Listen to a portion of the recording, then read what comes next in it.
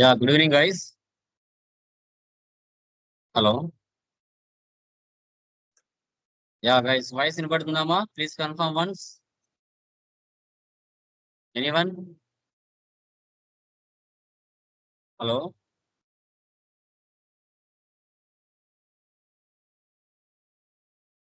Yes, sir. Yeah, done, guys. Okay. So నిన్నటి class లో మనం అకౌంట్స్ రిసీవబుల్ సంబంధించిన కాన్సెప్ట్ 4 టాపిక్స్ క్లియర్ గా డిస్కషన్ చేయడం జరిగింది. టుడే క్లాస్ లో మనకి పార్క్ డాక్యుమెంట్ అంటే ఏంటి, హోల్డ్ డాక్యుమెంట్ అంటే ఏంటో తెలుసుకుందాం. ఇవి ఎందుకు ఏ సిచ్యువేషన్ లో ఎప్పుడు ఎలా ఉపయోగిస్తారు అనేది కూడా క్లియర్ గా టుడే క్లాస్ లో డిస్కషన్ చేయడం జరిగింది. Okay, done guys. చూడండి, పీపీటీ కనబడుతుందామా? కన్ఫర్మ్ చేయి సాయి చరణ్. ఎస్ సార్ కనబడుతుంది సార్. యా, చూడండి, you can use document parking to enter and store incomplete documents in the SAP system without performing extensive entry checks. It can be edited. It puts the limits on the fields that can be edited in a parked document. Okay. So, ఇక్కడ వచ్చేసి అదే వాడిపోతే వేయాలి కదా బాబు. ఏంటి అంటే మనకి it is a incomplete document. వీటిలో పూర్తి ఇన్ఫర్మేషన్ ఉండదు. ఓకేనా? ఇప్పుడు ఫర్ ఎగ్జాంపుల్ మీరు రెంట్ 10,000 పే చేయాలి. రెంట్ 10,000 పే చేయాలి. కానీ మీకు తెలియదు కాబట్టి 5,000 పే చేశారు. సో అది మెయిన్ ఎంట్రీగా పడదు. ఓకేనా? అది జస్ట్ స్టోర్ అవుతుంది. పార్క్ చేయడం వల్ల జస్ట్ స్టోర్ అవుతుంది. ఎలాంటి ఫైనాన్షియల్ స్టేట్మెంట్స్ కి ఎఫెక్ట్ చూపించదు. ఓకేనా? సో అది మీరు గమనించాలి. ఓకే, ఎలా అనేది చూద్దాం. ఎగ్జాంపుల్ ఇక్కడ యాక్చువల్గా అకౌంటెంట్ 10,000 పే చేయాలి. ఓకే, మీరేమో 5,000తో పోస్ట్ చేశారు. పోస్ట్ చేసి జస్ట్ స్టోర్ చేశారు. దాన్ని మళ్ళీ మనం ఎడిట్ చేయాలి. మన సీనియర్ అకౌంటెంట్ ని అడిగి 5,000 కాదండి 10,000 అని చెప్పిన తర్వాత పర్మిషన్ తీసుకొని ఆ 5,000 కాస్త 10,000గా మార్చి సేవ్ చేయాలి మెయిన్ ఇన్వాయిస్ గా. అది ఎలా చేస్తారు? ఎండ్ యూజర్ చేస్తారు. ఎలా అనేది మనం చూస్తాం. ఓకే, దీనికి సంబంధించిన కాన్ఫిగరేషన్ చూస్తే GL posting FB50, GL line display FBL3N, post park document FBV0, park document posting double screen F-65, post park document FBV0, display document FB03. Single entry system లో enter చేయొచ్చు, డబుల్ ఎంట్రీ సిస్టమ్ లో కూడా entry చేయొచ్చు. Okay, park document ఎలా అనేది ఇప్పుడు మనం చూద్దాం.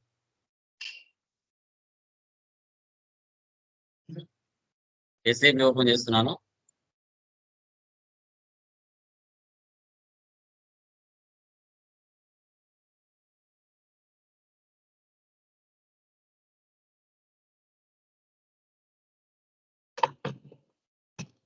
ఓకే, చూడండి, FB50కి వెళ్తున్నా.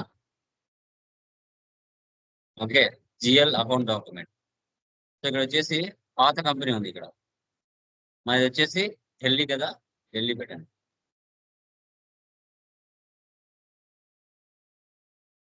డేట్ ఇవ్వండి, టుడే డేట్ ఇవ్వండి. రెఫరెన్స్ నెంబర్,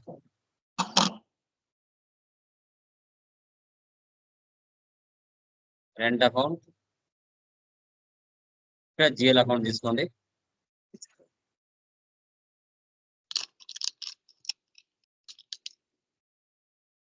డెబిట్, ఇక్కడ నాకు తెలియదు పూర్తిగా ఎంత ఇవ్వాలో, నేను 5,000తో పోస్ట్ చేస్తున్నాను.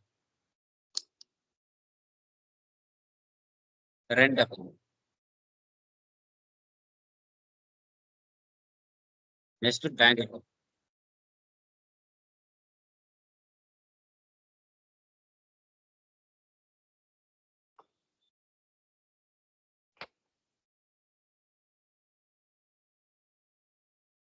ఇప్పుడు ఎంటర్ ఇస్తున్నాను. వాల్యూ డేట్ అవసరం లేదంటుందండి, అది తీసేద్దాం.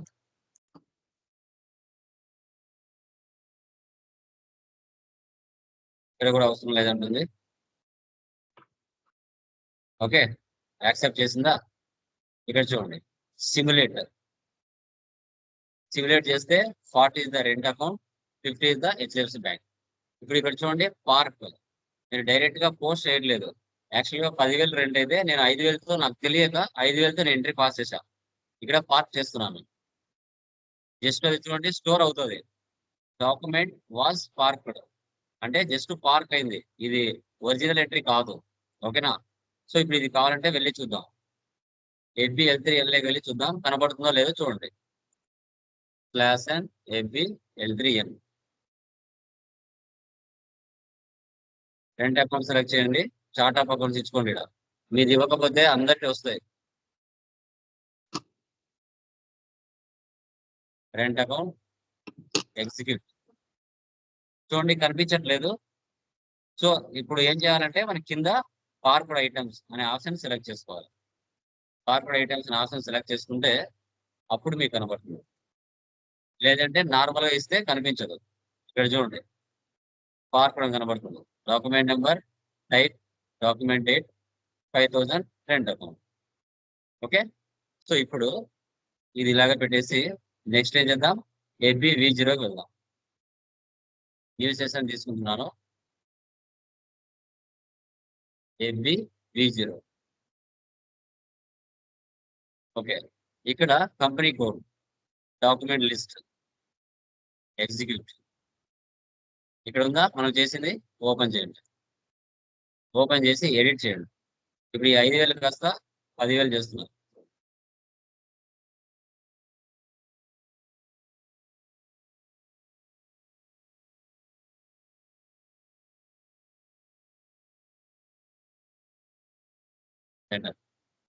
ఓకే, 5000 కాస్త 10,000 చేసి ఇప్పుడు సిమ్యులేట్ చేస్తున్నాను. సిమ్యులేట్ చేసి ఇప్పుడు పోస్ట్ చేస్తున్నాను. ఇక్కడ చూడండి, ఇక్కడ ఏముంది, ఇక్కడ కంప్లీట్, లేదంటే ఇక్కడ పోస్ట్. ఇప్పుడు మెయిన్ ఇన్వాయిస్ గా మారుతుంది. ఇప్పుడు మనకి ఇక్కడ బయట FBL3 లో కనబడుతుంది. చూడండి, డాక్యుమెంట్ వాజ్ పోస్టెడ్. ఇంతకుముందు పార్క్డ్ అని చూపించింది, ఇప్పుడు పోస్టెడ్ అని చూపించింది. ఓకే, ఇప్పుడు వెళ్ళి చూడండి, ఇక్కడ వెళ్ళి లిస్ట్ లోకి వెళ్ళి రిఫ్రెష్ చేయండి. ఇప్పుడు మెయిన్ ఇన్వాయిస్ గా కన్వర్ట్ అయ్యి చూడండి. ఇప్పుడు ముందు పార్క్ ఉండేది, ఇప్పుడు posted. Document number, assignment number అంటే date, month, year, assignment number generate అయింది. డాక్యుమెంట్ నెంబర్ జనరేట్ అయింది. SCA document 40 is the document date, rent account. అంటే బ్యాక్ వచ్చేసి చెక్ చేయొచ్చు.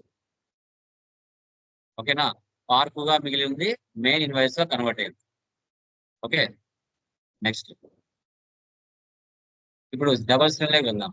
F-65 F-65. ఇది చూడండి, పార్క్ డాక్యుమెంట్ ఇలా కూడా పోస్ట్ చేయొచ్చు. ఇది సెకండ్ స్క్రీన్.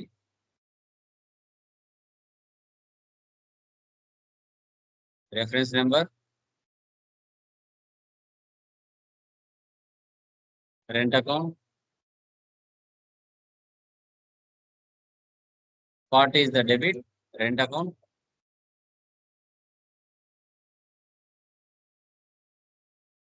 ఎంటర్. ఇక్కడ ఒకవేళ యాక్చువల్ గా 20,000 అనుకోండి. ఓకే, రూమ్ రెంట్ నాకు తెలియక 10,000 ఇచ్చాను.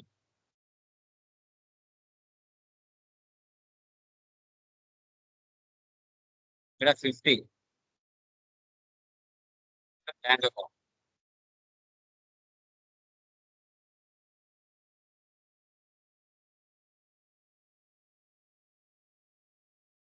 సో ఇక్కడ డైరెక్ట్ గా సేవ్ చేయకుండా డాక్యుమెంట్ లోకి వెళ్ళి పార్క్ చేయండి.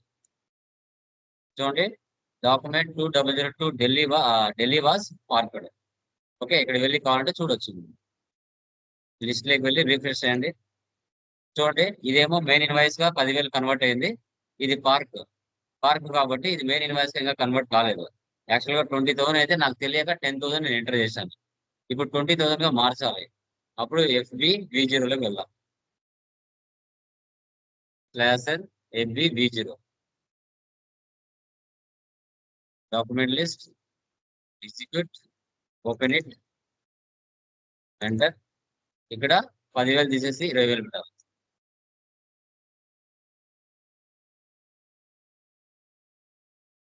ఇక్కడ కూడా మార్చాలి. 2 times ప్రెస్ చేశారంటే దాని మీద కనబడుతుంది. ఇప్పుడు చూడండి, పోస్ట్. ఇప్పుడు పోస్ట్ చేయొచ్చు, లేదంటే ఇక్కడైనా పోస్ట్ చేయొచ్చు.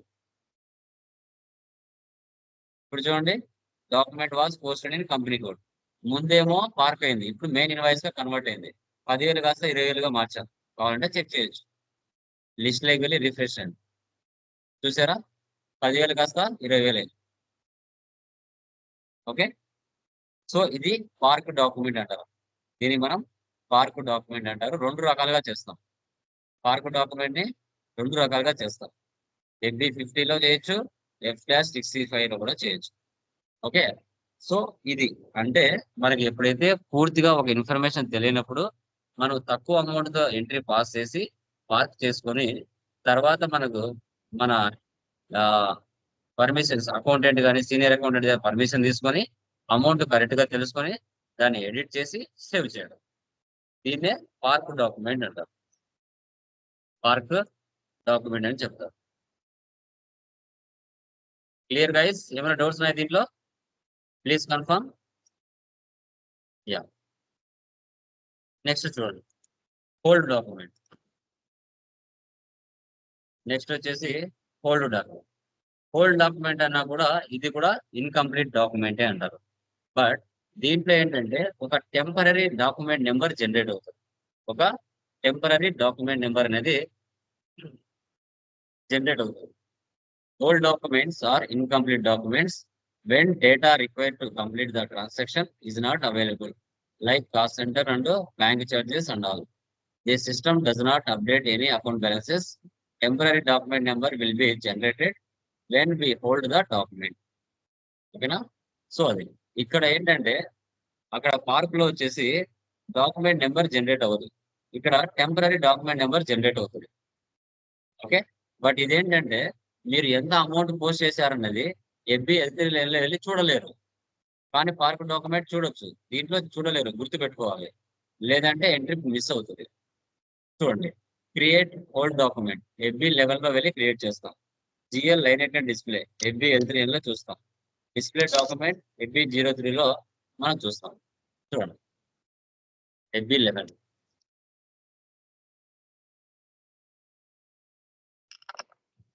యాసన్ ఎఫ్‌బి 11. చూడండి. Temporary document number. First enter చేస్తున్నాను. ఓకే. టుడే డేట్ ఇస్తున్నాను. చూడండి. జీఎల్ డాక్యుమెంట్ కదా! ఎస్ఏ టైప్ వచ్చేసి ఎస్ఏ తీసుకోవాలి మనం. ఎస్ఏ టైప్ తీసుకోవాలి. ఎంట్ అకౌంట్. ఇక్కడ 40 అనేది మనం తెలుసుకోవాలి. జీఎల్‌లో 40 అనేది డెబిట్, 50 అనేది క్రెడిట్. ఇది ప్రీ డిఫైన్డ్. రెంటే కాదు ఏదైనా తీసుకోండి ప్రాబ్లమ్ లేదు. ఇక్కడ యాక్చువల్‌గా రెంట్ వచ్చేసి 30,000 అనుకోండి. నాకు తెలియక 15,000తో నేను ఎంట్రీ పాస్ చేస్తున్నా.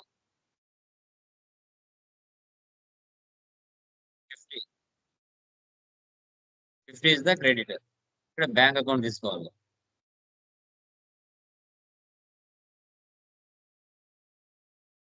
ఎంటర్. 15,000 bank account. ఇప్పుడు ఇక్కడ చూడండి.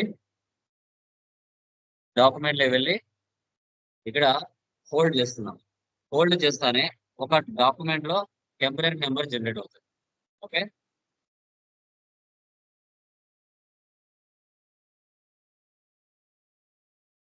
వచ్చిందా టెంపరరీ నంబర్? ఇక్కడ 1, 2, 3 ఇస్తున్నాను. చూడండి. Document 1, 2, 3 was held. ఇది జస్ట్ సేవ్ అయ్యుండదండి. జస్ట్ స్టోర్ అయ్యుంటది. ఇది కావాలంటే ఎఫ్‌బి-L3లో వెళ్లి మనం చెక్ చేసినా కనిపించదు. మీరు ఇక్కడికి రండి. జీఎల్ లైన్ అంటే డిస్‌ప్లేకి వచ్చారు. ఇక్కడ మీరు ఎగ్జిక్యూట్ చేసినా కూడా 15,000 అమౌంట్ కనిపించదు. దీనికి పార్క్ డాక్యుమెంట్ లాగా కింద ఆప్షన్ లేదు. సో ఇది చచ్చినట్టుగా మనం గుర్తుపెట్టుకోవాల్సిందే. ఓకేనా? ఇప్పుడు మళ్ళీ ఏం చేయాలి? ఎఫ్‌బి-11కే వెళ్ళండి ఒకసారి. /n ఎఫ్‌బి-11. ఇక్కడ టెంపరరీ డాక్యుమెంట్ నంబర్ ఉంది కదా! ఇక్కడ ఇవ్వాలి. 1, 2, 3. ఇప్పుడు ఇక్కడ ఇస్తే అప్పుడు మళ్ళీ అది బయటకు వచ్చేస్తుంది. దీన్ని మనం ఏం చేయాలి? ఓపెన్ చేసి 30,000గా మార్చుకోవాలి. బ్యాక్.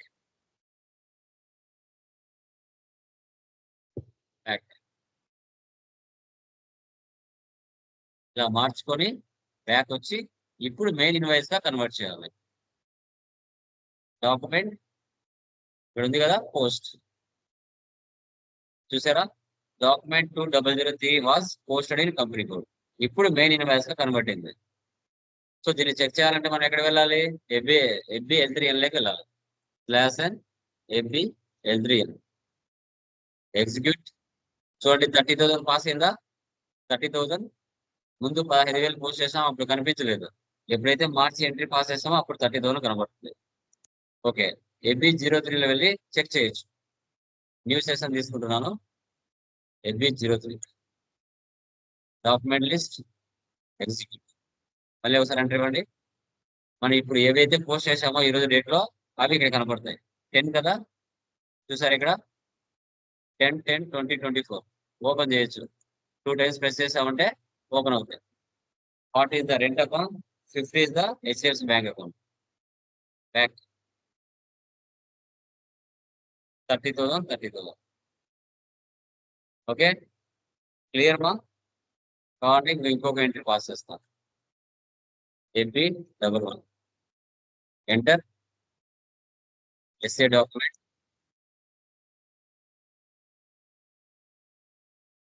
రెంట్ అకౌంట్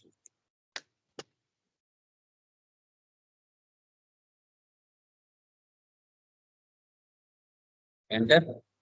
యాక్చువల్ గా రెంట్ వచ్చేసి 50,000 అనుకోండి, నాకు తెలియక నేను 25,000 ఇచ్చా.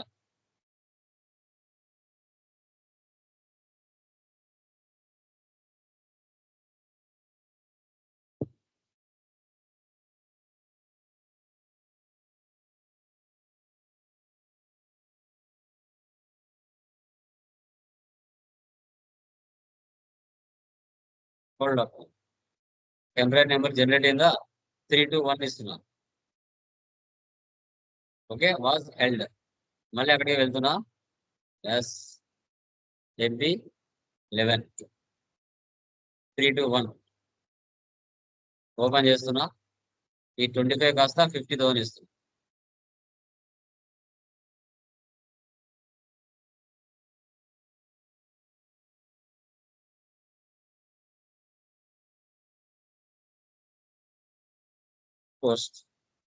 పోస్ట్ అయిందా? ఇక్కడ వెళ్ళి రిఫ్రెష్ చేయండి. చూడండి 50,000 ఇలా సో దీన్ని మనం hold document and park document అంటాం. Hold document and park document. క్లియరా? ఏమైనా డౌట్స్ ఉన్నాయి దీంట్లో? Anyone please confirm. సార్ అది మనకు పార్ట్ డాక్యుమెంట్ లేకుంటే హోల్ డాక్యుమెంట్ అని ఎలా తెలుస్తుంది సార్? మనం అది కరెక్టే అనుకొని డైరెక్ట్ గా ఇన్వాయిస్ పోస్ట్ చేస్తే ఎట్లా? ఇప్పుడు మీరు నెల రూమ్ రెంట్ కట్టాలి. నువ్వు కొత్తగా జాయిన్ అయ్యావు, నీకు ఎంత అమౌంట్ తెలియదు. తెలియక నువ్వేం చేసావు? ఒక ఎంట్రీ పాస్ చేసావు. సో నువ్వు 10,000తో పాస్ చేసావు, కానీ 20,000. ఓకే, ఎప్పుడు ఇది ఎలా తెలుస్తుంది సార్ అంటే, నీకు పూర్తిగా అవగాహన లేనప్పుడు జస్ట్ ఒక ఎంట్రీ పాస్ చేసి పెడదాం.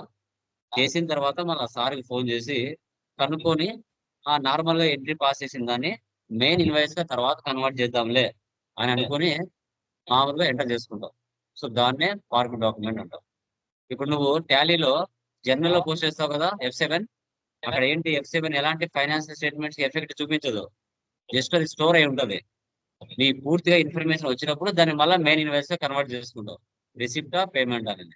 అలాగే దీంట్లో కూడా జనరల్ టైప్ లాగా నీకు పూర్తిగా ఇన్ఫర్మేషన్ తెలియనప్పుడు ఇలా ఎంటర్ చేసు. ఓకేనా? సో అది ఓకే సార్. క్లియరా? రోస్లిన్, మనస అర్థమైందా? సార్ లేదు సార్, కానీ నిన్నది క్లాస్ తెలుసుకుంటే ఈ రోజు గట్టిన అవుతాను sir. Done guys. Yeah Venkat గారు అర్థమైందా అండి? ఏమైనా డౌట్ ఉందా? అప్డేట్ అవుతుంది. Yeah done guys.